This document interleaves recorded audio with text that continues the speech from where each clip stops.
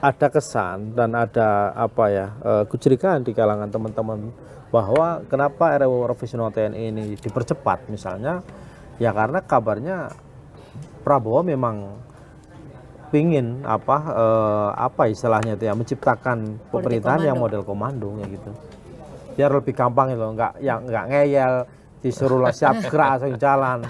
Sementara kalau sipil kan masih menyisakan ruang perdebatan, ruang diskusi gitu loh. Kalau tentara kan enggak. Lo jalan siap dan jalan siap gerak gitu loh. Kalau sipil kan lo kan ini seperti ini masih kayak gitu. Nah, Pak Adi melihat ada kecenderungan ada arah ke sana. Ke arah itu. Ya saya kira sebenarnya tanpa diformalkan sekalipun, sistem politik kita itu adalah sistem politik komando, Bang. Sekalipun ada otonomi daerah, dalam banyak hal itu sistem komando. Buktinya apa? Daerah-daerah itu banyak tergantung ke pusat kok soal anggaran. Gimana mau mereka mau melawan negara? Gimana mau mereka melawan presiden?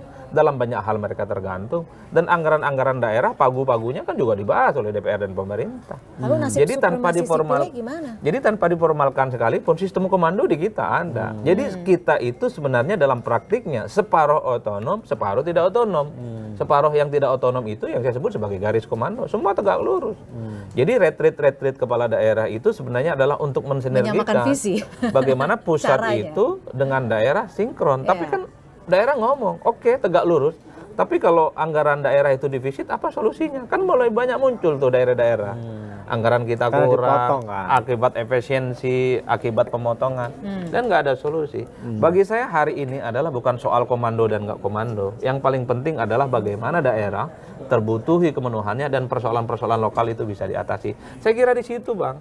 Saya sudah pada tahap nggak perlu lagi kita berdebat warna kucing itu apa. Mau merah, mau biru, mau kuning, mau coklat. Yang penting dia bisa tangkap tikus. Iya.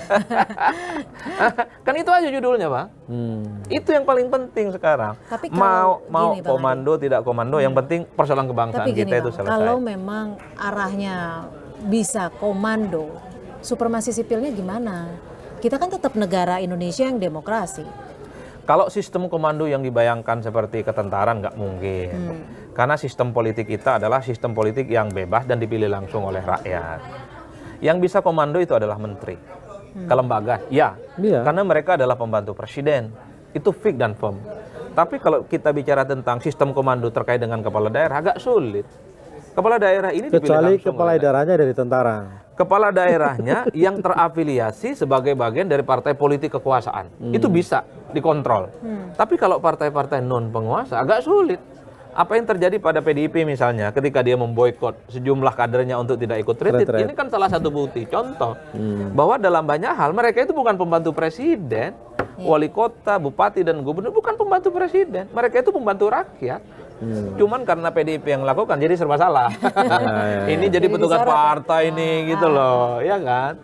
Yang ingin saya katakan adalah sistem komando dalam konteks bahwa menteri, wakil menteri, kepala badan, kepala lembaga, kepala kementerian, itu nggak bisa dibantah, Bang.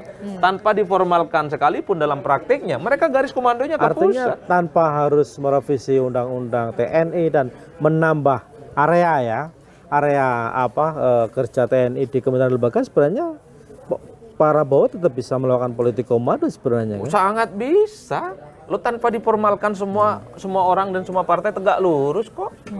Tapi kalau Bang Adi sendiri melihat bahaya nggak sih undang-undang TNI yang baru kita ini buat demokrasi dan kebebasan berekspresi kita? Kan sebenarnya ada beberapa kritik yang terkait dengan revisi undang-undang TNI yang sudah disahkan ya. Satu, kalau ada perwira dan tentara aktif menempati posisi-posisi di kementerian dan lembaga ataupun di posisi sipil, kalau ada persoalan-persoalan hukum, apakah bisa diproses melalui proses-proses hukum sipil misalnya?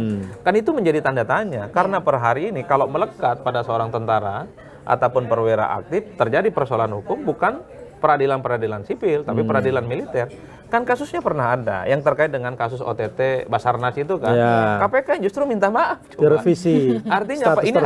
Ini harus clear. Ini harus clear. Kalau tidak salah, unsur kekuasaan sudah ngomong, katanya bisa diproses melalui proses-proses peradilan-peradilan sipil. Itu harus difikskan. Minimal kelompok-kelompok kritis tidak lagi protes dan resisten. Jangan sampai ada istilah disebut dengan imunitas kan. Jadi siapapun yang bersalah di negara kita jangan berbelit-belit, sama kok. Toh kita punya presiden mengatakan bahwa tak ada orang yang kebal hukum di negara kita. Cocok. Cocok. Di samping Itu kan retorikanya, faktanya. ya harus dieksekusi dong. Kalau tidak dieksekusi berarti membantah presiden, membangkang presiden. Artinya siapapun kalau memang terindikasi melakukan pelanggaran hukum harus diproses secara hukum. Itu idealnya. Dan hal-hal lain yang sifatnya kontroversial adalah soal mundur nggak mundur, Bang. Kalau dia menjadi posisi di kementerian ataupun lembaga, itu kok. Nah, kalau mau jujur sebenarnya tanpa diformalkan melalui undang-undang yang baru ini, kalau mau jujur kan sudah ada kan 10 kementerian dan lembaga yang sudah ada di dalamnya. Pertanyaannya adalah kenapa baru sekarang kan rame-ramenya? Dalam prakteknya Ditambah, kan sudah. kurang 10. Ya, itu Makanya ditambah. yang saya kira menjadi hal-hal yang sifatnya kritis. Itulah yang saya awal mengatakan bahwa memang agak menjadi problematik sebenarnya perdebatan soal tentara apakah boleh terlibat dalam urusan politik kenegaraan ataupun tidak. Dua mazhab, pemikiran-pemikirannya banyak. Orang seperti Huntington akan menolak, nggak boleh tuh. Jadi fokus pada pertahanan. Tapi orang seperti Jenderal Aha Nasution memperbolehkan. Tapi bukannya memang di negara maju memang tentara itu memang profesional dan kerjanya adalah fungsi-fungsi pertahanan aja. Ya memang itu tidak bisa dibantah, Tapi di kita untuk mengakomodasi pertahanan dan keamanan seperti tentara kan celahnya ada, Bang, terbuka secara signifikan.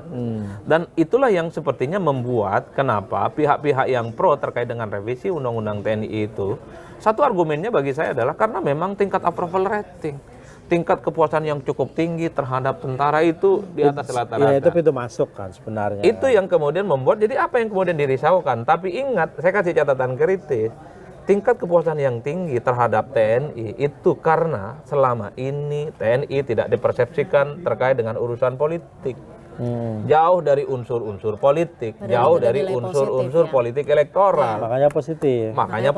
Nah. Makanya ketika terlampau jauh misalnya masuk dalam ranah-ranah sipil, jangan-jangan persepsi publiknya bisa ambruk total, jangan-jangan bisa berubah secara signifikan. Tapi overall sebenarnya kalau saya secara prinsip per hari ini kan sudah disahkan undang-undangnya, Bang. Kan masih di Kan masih di ini juga, uji materi. digugat. Nah, ya Masih itu digugat juga. itu bagian dari kemewahan demokrasi. Baru disahkan hari ini, besok juga judicial review. Dan tentu kita berharap bagaimana Mahkamah Konstitusi ya bisa melihat bagaimana situasi yang berkembang. Yakin nggak? Kalau saya dengan undang-undang MD yang baru ini, MD 3 yang baru. Kalau saya melihat yakin kok bahwa apapun yang diputuskan oleh Mahkamah Konstitusi itu ihdinas sirotol mustaqim. Nah, terutama MK pasca putusan calon presiden dan wakil presiden. Kan banyak sekali putusan-putusan yang diapresiasi. Misalnya ambang batas parlemen tidak lagi 4%. Ambang batas presiden kemudian dihilangkan. Kan kira-kira begitu loh, Bang. Kemarin anggota dewan terpilih tak boleh mundur untuk alasan calon kepala daerah. Nah, kalau besok ada keputusan yang tiba-tiba membuat civil society itu senang, ini MK ihdinas sirotol mustaqim. Kalau tidak sesuai dengan harapan civil society, ini zaman kegelapan. Tapi pertanyaannya, kekhawatiran banyak orang itu kan putusan-putusan itu terjadi sebelum DPR bikin undang-undang MD 3 yang baru, yang mereka bisa recalling kepala-kepala lembaga ini, komisi termasuk MK. Terlampau vulgar sebenarnya kalau harus merecalling ya hakim-hakim konstitusi di tengah kekisruhan yang ada. Karena apapun masyarakat kita udah pintar dan cerdas. Kalau lagi membahas sesuatu yang sifatnya prinsip dan sensitif, tiba-tiba ada yang ditarik, direcalling. Nah, ini pasti ada permainan.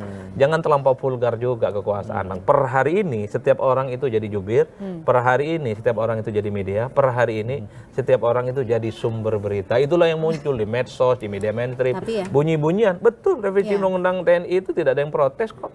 Revisi undang-undang pilkada tidak protes, tapi sampai hari ini bully-bulian dan kritik-kritiknya tidak berkesudahan.